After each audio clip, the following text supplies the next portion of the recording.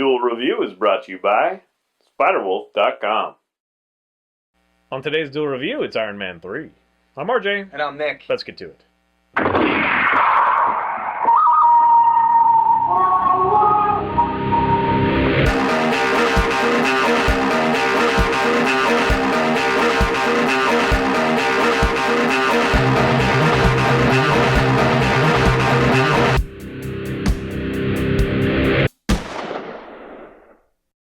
Hey guys, welcome to Friday the 17th of May. We are doing Iron Man 3. That's right. Director Shane Black, which is a difference from Jon Favreau, who did the first two. This is, of course, number 3, which is not necessarily a good thing for Marvel movies. Check out, Spider-Man 3 and X-Men 3 and yada yada. It's always the third one that has trouble. So I was really kind of hesitant with this one. Yeah. But, IGN gave it a 9 out of 10, I think. And, it's this director. He's done Kiss Kiss Bang Bang before, and he's been instrumental in, like, the Lethal Weapon movies and whatever. So there's this kind of thing like, oh, well, I hope they don't go with the 80s. But as long as they do, this guy knows what he's doing. Unfortunately, they really did kind of go to the... So here's the thing. So the story is about, of course, we continue with Tony Stark, but he's kind of, he's under a lot of stress, and he's kind of losing a little bit. He has panic attacks kind of thing. Right, he has post-traumatic stress disorder from the events of the Avengers. Yeah, especially the black hole, which comes out, a bunch of times. Right. And it's understandable, but when he loses control, it just seems so, like, tacked on and ridiculous, kind of a ridiculous convention. It just kind of happens when you have to deal with it. But anyway, the world is being attacked by the Mandarin. And the Mandarin, he's very Bin Laden-esque, where he's, like, saying that this is going to happen, and, you guys are going to pay, and whatever, but it actually does happen, as opposed to it didn't happen with him. So he has to deal with this. All the while, he's like trying to do his new suit, and it's really been his kind of escapism. He's been just building a bunch of suits to kind of, stay away from the fact of, like, protecting the world. It's like, I'm busy. I'm down here, kind of doing my thing. And, and he doesn't sleep. He's got insomnia. Yeah, and he's not running the company and all that stuff and whatever. He and Pepper have gotten very close, in the interim, and so now they're But they're together, fighting for some reason. Yeah, it's explained in the movie. What do you mean? Well, she doesn't want him to be at risk all the time, whatever. Anyway, without giving all the story away, what little there is, unfortunately, it becomes this kind of just 80s ridiculous thing that does not add, it does not update, it just kind of leaves it hanging. And while there were definitely some fun bits, and like a bunch of suits show up sometime in the film, and you get to see what may be the Hulkbuster, and all these different suits that have different abilities, and that's a lot of fun. But they have a life of their own. They're essentially operating without him just because of Jarvis, and so you're left wondering, like, well, then why is he even necessary? Because they're doing such a kick-ass job without him. And it's like it falls prey to the 80s tropes of, like, they treat women like poop. They have bad roles, and they're kind of just sex objects through the whole film. And then they try to, like, maybe turn it on its ass at the very end, and it's just kind of, like, ridiculous and does not make any sense, and is the most stupid thing that you have to try to explain, which he really tried on the way home, but he just can't. It doesn't work. It doesn't work. So yes, there are moments of brilliance as far as, like, Killian, played by Guy Pearce. He does great. Yes, it's a beautiful acting job there. Ben Kingsley, I loved his acting. Ben Kingsley, it was hilarious. It was hilarious, which is weird to say, because if you haven't watched it, then Mandarin's hilarious. No, not Mandarin. Yeah, you'll see. Yeah. I'm sure you're going to watch it, whether we don't like it or not. That's the way it happens with Marvel movies. But yes, unfortunately, it does not pay off for us. Okay, Mandarin's always been about magic, and Iron Man's always been in science. And science versus magic. Even in, like, as young as AVX, we saw that Iron Man doesn't trust magic. He doesn't. There should be another explanation. Blah blah blah. So yeah, that was the whole thing. That's the whole weight of the Mandarin. And essentially, the Mandarin becomes science in this one. Yeah. So it's science versus science. And that sucks. And they also do something else with Mandarin that's just kind of like, what? Like, why? And then... It was interesting. Yeah. Well, if you don't know anything about comics. And if it wasn't in this movie. Right. And then, like, Extremis becomes, like, this totally other thing. Yeah, completely different than what we know. Glowing lava blood. Yeah. Essentially, what Extremis is in the comic is he has the armor below his skin now. It's essentially a nanotechnology that kind of comes out of his skin and becomes the armor.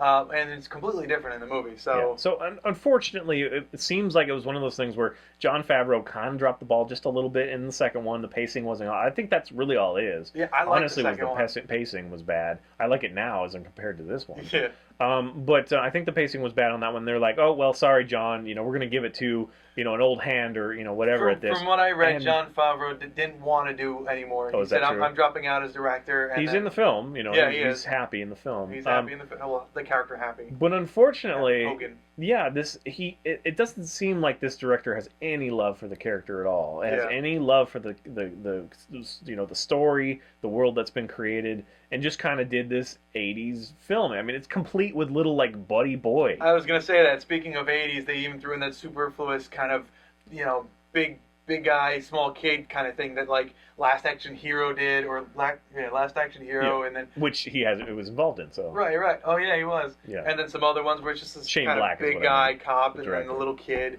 Yeah. So even though I think that performances are good. Yes. Performances don't always make the movie. The story was bad. Yeah. It was bad execution. It was over the top in the moments it shouldn't have been over the top. There were a lot of like, what the hell moments. Yeah. Which I'm really bad. I pick out all those and I pick at them until they bleed. But this one, definitely had some big ones where you're like, what the hell? Yeah. And it was mostly to establish something that didn't need to be established. Nope. So whatever. Unfortunately, I don't think this is a terrible movie. I just think it was not good. This is a really great 80s movie. Yeah, and if you were able to get back into the editing room and cut it differently, it'd probably pay off. It might work. But I was dumbfounded to why some people said that like Don Cheadle really got a moment to shine. Like really? He had like 10 minutes of screen time in this one, or maybe 20, but he didn't really shine. I mean, he did a fine job, but he wasn't able to like play as the character very much. Yeah. And they changed the name from Warhammer to the Iron Patriot, which is they stupid. did in the comic, I think. Yeah, but that's for the same reasons. It's just one of those things that it didn't gel, and it's one of those things that I also was like, oh no, am I going to be the only one that doesn't like this? But he didn't like it. I went to our little game night where we have a whole bunch of people that are usually love, like they love DC and they love Marvel, and they love all the things that I don't love. They usually love. They didn't like it either. Okay. Yeah. So yeah, all of them were like, no, that was it was mostly because of that whole how they treated the Mandarin and the magic versus science, because that's the whole thing. Yeah. That is the whole thing. That did it for me. I was so pissed off.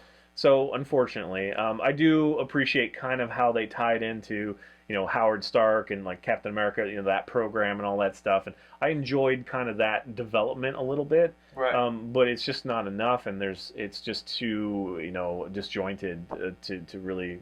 It's really unfortunate. Add to the property. Especially that moment where they bring in the where he calls in all of his suits to come fight.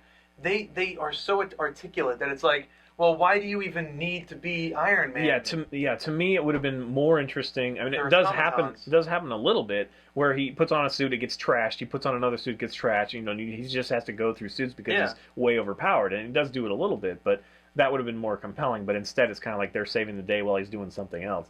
And then there's also been a lot of talk about how Tony was acting, and that people are like, well, he's not this this playboy that he was in the first two films. I'm okay with that. Yeah, I'm okay with the character, especially after this huge thing happened. 4 movies. I'm okay with him being different and being a little bit more angry and that sort of thing. And obviously, Robert Downey Jr. does a great job.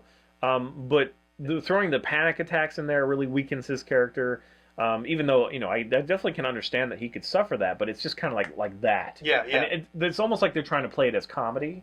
Like, oh, I can't do anything and whatever. And that would definitely work in like a Lethal Weapon or something where, I'm crazy, kind of thing. But it just does not live up. And this is the wrong direction for this franchise, for Marvel, for Disney, for whatever. Walking away from the movie, I tried to justify a lot of the things that I saw, but I really just couldn't. Like, for example, his panic attacks. Well, I was like, well, I'm glad that when I was walking away from the movie theater, I was like, well, I'm kind of glad that they did that, because that was the reason that he turned to drinking. That was the source of his alcoholism when he suffered it in the comics in the 80s, I think it was, or early 90s. I think he had the alcoholism problem. So I was trying to justify it, but once I got home and really thought about it, what so much change in the Mandarin, although I did like one aspect of it, I couldn't. Is essentially what it was. Yeah, so we demand more. Yes, that's all I'm please. saying. And again, I'm afraid of Marvel and Disney, that whole thing. I They're- don't think this had a lot to do with it because it was decisions were made before that, I believe. Right. But yeah, Shane Black is a fine director and writer, but I don't see him as the future. No, definitely not. He's the past. If anything, Iron Man should be the one that does the future. Now, from what I understand, there's almost definitely going to be another Avengers movie, which will have Tony Stark. But there's also talks of a fourth and fifth movie. Will this movie have destroyed the franchise? I'm inclined to say no. It can survive this one stupid hiccup, and it's going to sit there in our freaking shelves on a Blu-ray copy, and we're just never going to watch it because it's horrible, and we know it. But we're going to watch 1, 2, 4, and 5. I think it really depends on like the next Thor and the next If they're just as bad, then I think it's the death, and we're going to have to wait till another reboot to get a serious, because it left Serious Town and just went to like Spectacle Town. So yeah, it feels like Michael Bay directed it 20 years ago. Like, honestly, I'm sorry, Shane, but you didn't do a good job of making it contemporary. Yeah. So I think our 2 cents. I think it's required that you have to at least read some of the comics before you make a movie. Yeah. All right, guys. Well, thanks for watching. Please tell us your opinions of this movie. You can leave comments for us.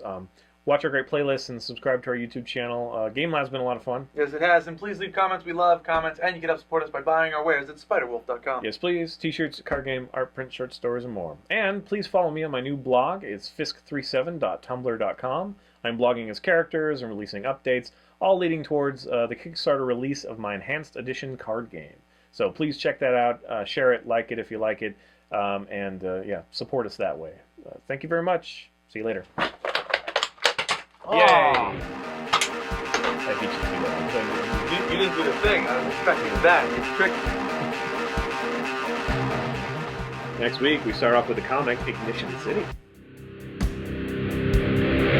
So we all saw it, my wife and Nick and I, and